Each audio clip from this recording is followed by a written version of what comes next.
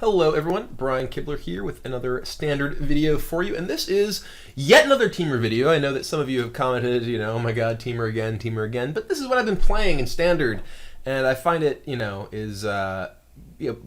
makes for better content when I'm playing things that A, I'm excited about, and B, are things that, I'm tinkering on and working with rather than just, random deck that happens to be doing well. Sometimes I'll do those if it's a deck that piques my interest, but this is a deck that I want to try and develop. I'm going to be playing in the Grand Prix in Denver this weekend, and hoping to perform well, and looking to find a version of Teamer hopefully that I like, so I don't have to join the dark side and play yet another whip deck.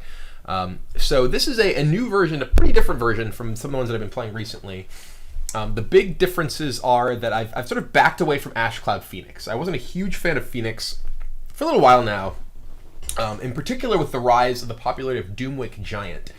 Has made Phoenix a lot less exciting, and also a lot of the Obzen decks have added more cards that can help remove Phoenix, things like Utter End, Silence the Believers. These all make Phoenix a little less reliable as an endgame win. Oh my god, I'm hiccuping pretty badly right now. Excuse me. And also the discovery of Kiora. So Kiora was a card that Brad Nelson used in his Sultai Reanimator deck at the Players' Championship, the Star City Players' Championship a couple of weeks ago. That, when I saw it, I was just like, oh my god, why didn't I think of this? Because I was looking for a card for Teamer that was an effective way to fight against Siege Rhino, to fight against heroic creatures, as well as just something that can provide some sort of extended advantage over the course of a long game. And I had tried Xenagos. I wasn't really happy with Xenagos because it was just a relatively weak individual card against a lot of decks. Didn't match up well with Courser. Didn't match up well with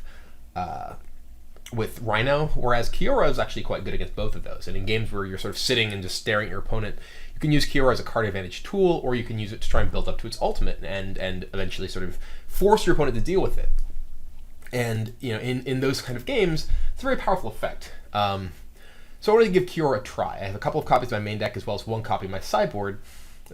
Most of my sideboard stuff right now is kind of experimental. A lot of this deck is experimental. I haven't really played very much with it, so I'm going to be exploring how the different elements perform. Adding Kiora to the deck also means that I'm kind of better situated to play a longer game. So I wanted to have some sort of tools that are stronger in long games. I replaced one of my Sarkhans with a Nissa. I've kind of liked Nissa before, and for a while I felt it was sort of pushed out of the metagame because the metagame is very fast. This deck is built both to play a longer game than some of my previous versions of Teamer.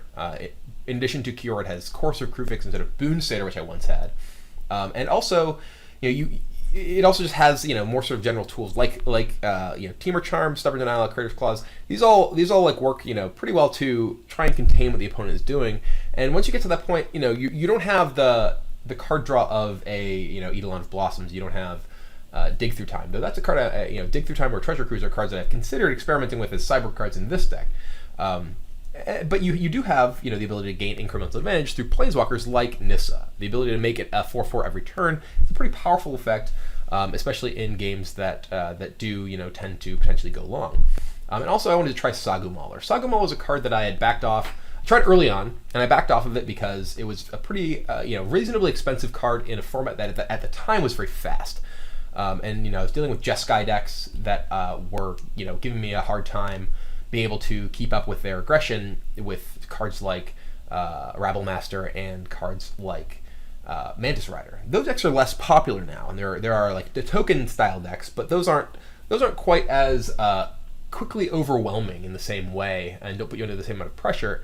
And I decided that I wanted to try Sagu Mauler. It's a way that you can fight against the removal overload plan that a lot of the black-based decks are working with.